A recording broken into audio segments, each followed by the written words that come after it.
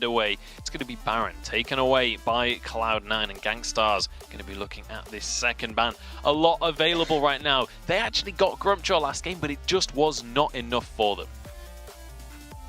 We'll see what they're going to go for in the ban. And once again, just like in game one, actually biting into their bonus time before going for that first ban, making sure that they've considered all options. All right, they're gonna ban Voxer and give Grace over to Cloud9. Again, they're not respecting the Grace here. It's like EU teams not respecting the Grace and how strong she is, given a team of caliber like Cloud9 and their synergy late game in terms of their team fight. This is a very dangerous draft here by Gankstars to just give Grace again to Cloud9. We saw Gabe land like 3-man Holy Novas with Grace too, so this is very dangerous. And we did see Grace, have some weaknesses in Europe. Mousesports was able to take it down, but that was with a Vox. And so Gankstars just kind of banned away one of the big counters to Grace. So it's going to be a difficult task for them. There are still some picks they can grab that can work well against the Grace. The Kestrel we saw did fairly well, but what else are they going to pick up that will have that sort of range and mobility? There aren't many options. Yeah, I don't understand the Adagio ban here. Adagio Grumpjaw is such a strong combination. They just ban it against themselves. I guess they want to deny Adagio Grace, but still, you should take the Adagio and you need to run Grumpjaw's weapon power unless you're going to give them Koshka again. And so this is, again, a very questionable draft by Gankstars here. And I think Cloud9 is probably going to ban away potentially Baptiste or something that they think Gankstars may want to pick up to counter the Grace pick here. And if you really want to deny the Adagio from Cloud9, why not make that your first ban instead of the second ban, and then say, okay, let the Vox go through perhaps. I know that's a great pick for old school, but so is pretty much everything. So it's I don't know. I'm with Suijay on this one. I think it's a very strange decision to go ahead and ban away the Vox, let the Grace go through, take Grumpjaw, and then not give yourself the opportunity to run Grumpjaw Adagio. Yeah, we've really not seen that much at all today. In fact, at all today. Lyra is going to be the other ban, but then Koshka locked in, so this could well be a Captain Grumpjaw coming through Gankstars. Looks like Captain Grumpjaw, but, I mean, against Koshka, Baptiste, this was like the original purpose of Baptiste in London, was when your opponent has a Koshka, grab Baptiste. Now Cloud9 have done that with a Grace at their side as well. This Koshka is going to struggle. Yeah, Koshka is going to struggle a little bit into the Baptiste, but alongside a Glaive, this is the composition that we were talking about. They've got the Grace, Baptiste, and Glaive that can just obliterate team fights. The pick potential of this composition and the snowball ability of these three in conjunction is so difficult to deal with. Yeah, I think they might go for Kestrel here and do a weapon Kestrel potentially, given how Iraqi is so proficient on that. But this is the meta dive composition from Cloud9. Grace, Baptiste, and Glaive, triple stun composition. They have Ordained there, they have a Fear. I mean, they have so much going on their side to really just delete and lock Koshka down, because Koshka can't jump in against Baptiste or Glaive. She just has to play very careful here. Not only that, but Grumpjaw, if he's going in for a stuffed, if he eats Baptiste, he should be met with an afterburn. If he eats Glaive, he should be Ordained. And so it's going to be one of the advantages Cloud9 can have here, or sorry, Gankstars can have here, is that if Cloud9 is going to be holding those crowd control effects for the Grumpjaw, then that will allow a little bit of opportunity for the Koshka to try and maneuver around this fight and whoever else they do pick to finish off this composition. But it's a matter of, is Cloud9 going to bother saving those crowd control abilities for the stuffed? That is going to be the question. Well, the final pick, I can inform you guys, is going to be Idris for the likes of Gankstars. The draft obviously not quite finished that one off, but I can confirm that that was the pick coming on through. So, oh, there it is. It pops up at the last second. But Gankstars, definitely a very aggressive composition as well. We could see a lot of very messy toe-to-toe fights between these two teams. There's a lot of melee in this game. Yeah, for sure, but I think Glaive actually beats Idris because of his natural crit. He's tanky. Idris just excels against really squishy mages and lane carries, and Glaive is not a squishy lane carry. So I feel like it's going to be potential who gets ahead on farm, and we saw from last game, Old School was 20 plus CS ahead of Iraqi Zoro. So if Old School stays ahead, he's going to be able to outscale Iraqi, and Glaive's going to win against Idris here for sure. Yeah, the team fights are going to look very chaotic just because there are so many melee heroes, but it's going to be controlled chaos from both of these teams because they're both going to know exactly what they want to do It's just going to be a matter of who can actually execute it. If someone does accidentally lose track of their character, which is very easy to do when you have 4 heroes all kind of clumped up from both sides, you can sort of lose track of your own and your teammates. You know, the health bars become all jumbled. Yeah. So that's going to be one of the big concerns is, are they going to be able to remain focused during these melee brawls? Yeah, it's definitely going to be difficult mechanical team fights. We'll see if Cloud9 has what it takes to take this one to 2-0, or if Gankstars can come back into this one. Let us know who you are supporting with that hashtag Vainglory8. But it's time to jump into the map once again. Oh, that's right, everybody. We're here with Cloud9 versus Gankstars, Game 2 in this series. And Cloud9, pretty dominating performance in the first match. Let's see if things can turn around. Seemed like a suspect draft from what our analysts were saying, Scoundrel, as far as what we're going to expect here. Gabe Vizaladic again, by the way. You're just going to the back to try and steal something away. Has those boots for the movement speed. Grace, one of the highest movement speeds in the game, can get away fairly easily.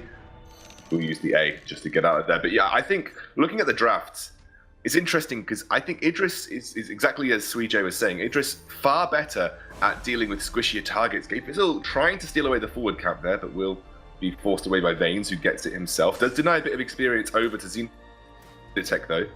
Does mean that Xenotech might struggle to get level 2, which is all very important when coming to fight this middle Treant, or the Xenotech is very close to hitting level 2 himself, so. Interesting engagement. Vanes, he's taking a lot of damage here. You got to be careful, bud. And Old School's here. Gets the afterburn. Vanes, he's back into a bad place. He should go down one more basic attack. There you go. It's going to go the way of Old School, I believe. No, you got to get out of here. Xenotech has the move speed and should be able to, but a nice first blood for Cloud9, and that seems almost too easy. It was like, oh, would you like a first blood? Here you go. And do you know what was so good about the way that Cloud9 did that is that it all came from Gabe just being aggressive in the jungle, being super aggressive on the forward healing Treant, which did delay Xenotech's level 2 ever so slightly, which meant that when the initial engage took place, I Love Joseph was already level 2, Xenotech had to take a little while to get there, and already had that net advantage to start with C9. On Old School's rotation down to that team fight around the other Treant was so quick and so good that he then isolated Vanes, who was only level 1, which meant it was so easy for them to just then capitalize and take down Vanes to get first blood. And you're right, you know, that was basically just gifted over to C9. I think looking compositionally, Idris is very good against, you know, low health targets that he can burst really quickly, like a Vox, like a Ringo, you know, these ranged carries that he can stick to so easily with his ultimate. When it comes to a Glaive, when it comes to Grace, when it comes to Batiste, who's got a lot of sustain in his kit as well, I think Idris might struggle. You know, especially when you're trying to use your ultimate on a target that has been hit by the holy divine intervention from Grace. You know, you might struggle as an Idris to actually get work done. Look at this aggressive invading by C9. Yeah, that back's actually going to go the way of C9. Joseph picking that one up. Xenotech just running out from base, full HP. He can't do anything. He's forced out again. So C9, they can choose to do whatever they want across the map right now. They're in full control. And we see it's going to be Iraqi trying to get over onto Cloud9 side of the map. Scout traps popped, so C9 know exactly what's going on. Vanes is with Iraqi right now. Let's see if they try to teleport out or walk across the map. They will run into each other if they do walk. And teleport back. Vane's actually going to back off here. We'll be able to get out, but again, net advantages being handed to C9 on a plate. It was all very well stealing the forward healing Treant, but you don't get the backs. You give the Elder Treant straight over to C9 again, and net experience advantages starting to open up for them. Level 4 on both Isle of Joseph and Old School, 1 level over Iraqi and Xenotech at this point in time, and it's actually almost a full level advantage if you look at the experience bars between Isle of Joseph and Xenotech right now. Joseph nearly 4.5, Xenotech only just now approaching 4, so brutal. He just completely dominated this early jungle again. Gabe Vizal and Isle of Joseph, the duo in the jungle, able to consistently apply pressure to Xenotech, stop Koshka's early aggression as well, and like I said, Batiste is a pick that is picked often into Koshka because of the Ordained. Koshka is a carry that thrives on her mobility from her heroic perk. She thrives on being able to dip and dive through the fight, use heroic perk to CC. You throw an Ordained on her, suddenly she's stuck in one place, and that makes Koshka a very easy target. Yeah, it's obviously very good. Ordained's down onto Iraqi. Iraqi takes a lot of damage. Afterburn back into Old School. How about one more attack right there and another kill? He's gonna get a double kill! They will lose Old School at the end of it, but he trades it 2 for 1 in a phenomenal fight for C9 as Gankstars just kind of get rounded up and caught there. It almost felt like they didn't know what to do.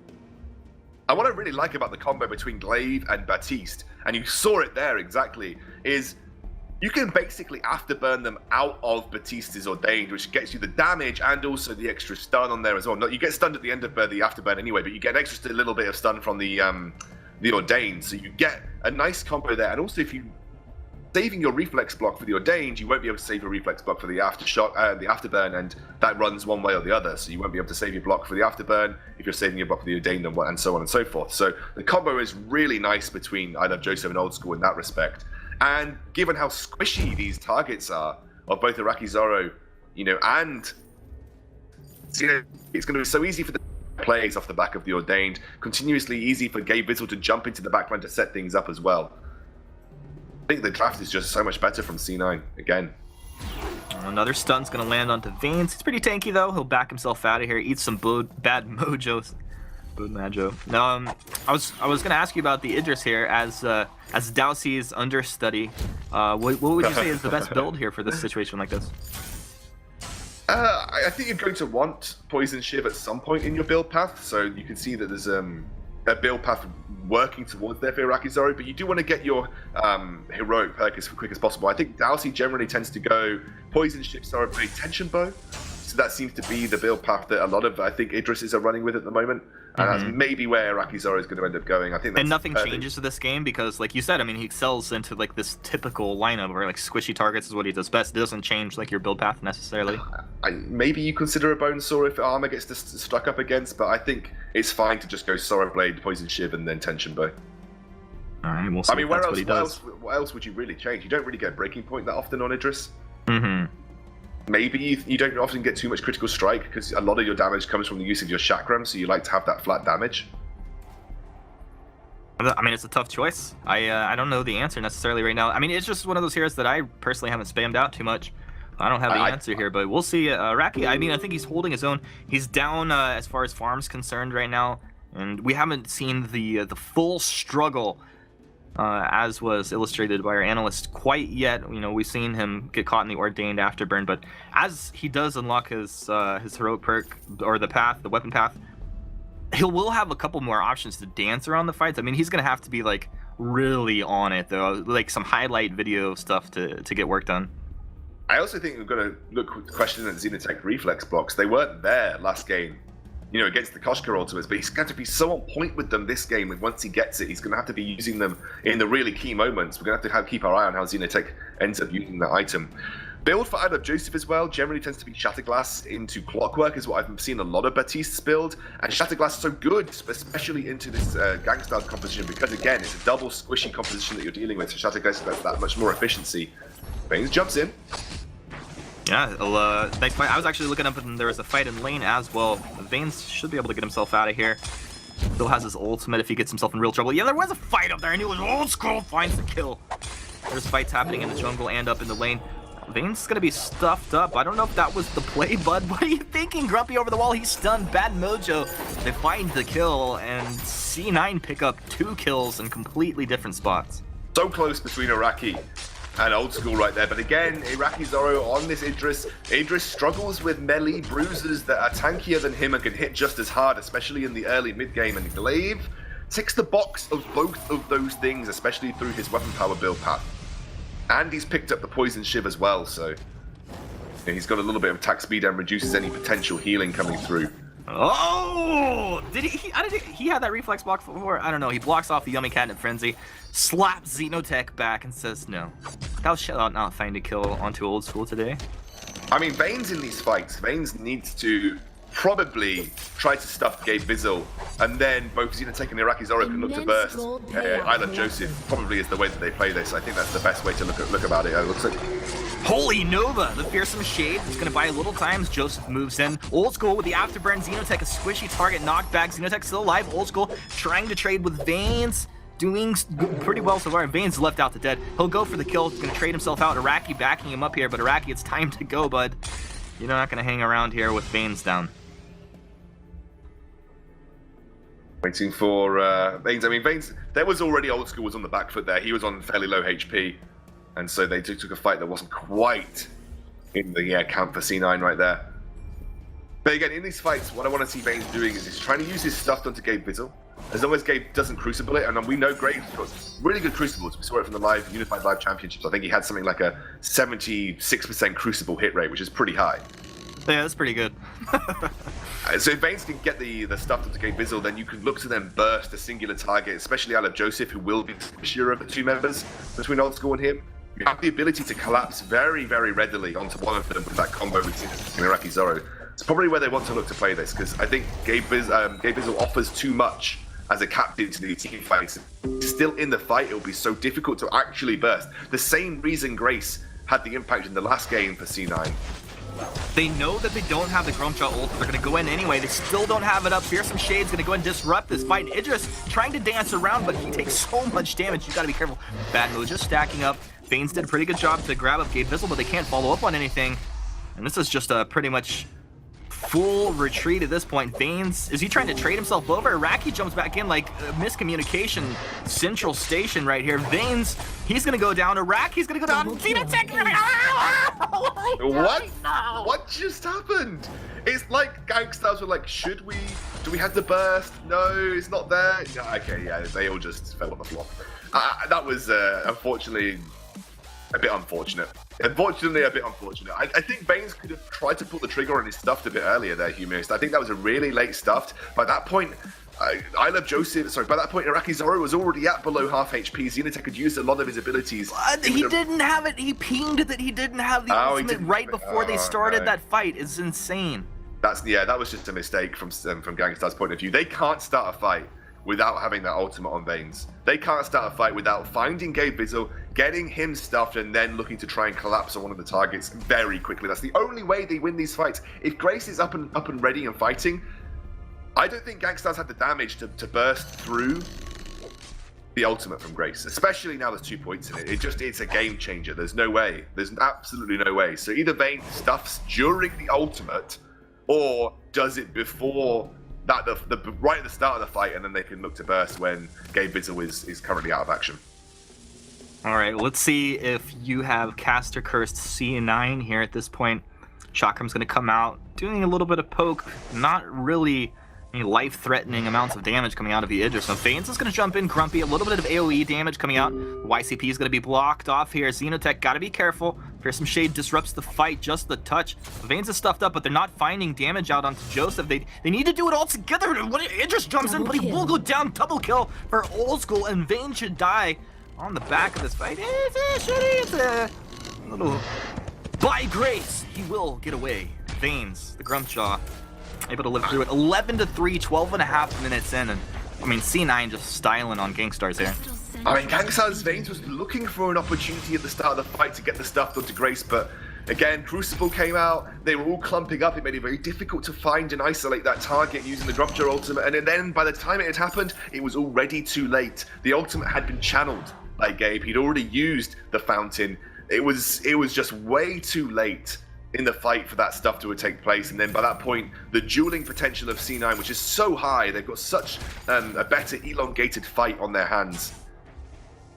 The cooldowns also, like the way that they're fighting, you could like towards the end of that fight, there was a point where Joseph could have been killed, but when Xenotech had jumped onto him, Iraqi was not quite ready to follow, and like just being off like half a second, 1 second as far as applying that damage, obviously is having an impact here now.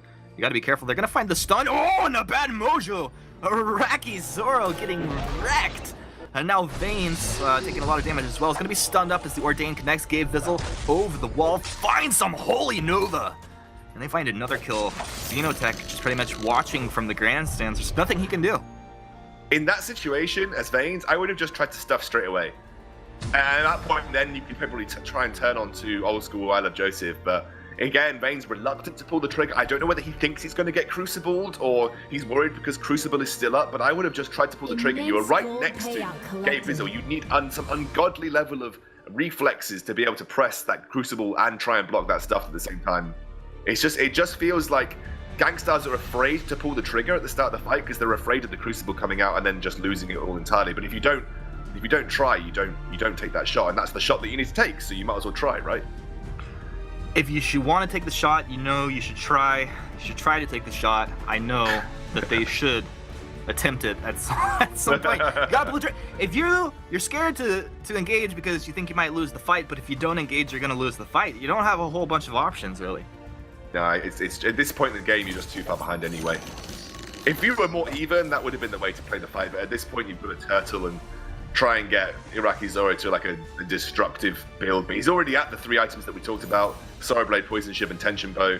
Kind of like the standard Idris build. He's already hit those items. That's sort of where Idris wants to be at the sort of the later stages of the game. He might go an extra weapon power item, but I just think he's probably too far off. I think at this point, C9 are just too far ahead.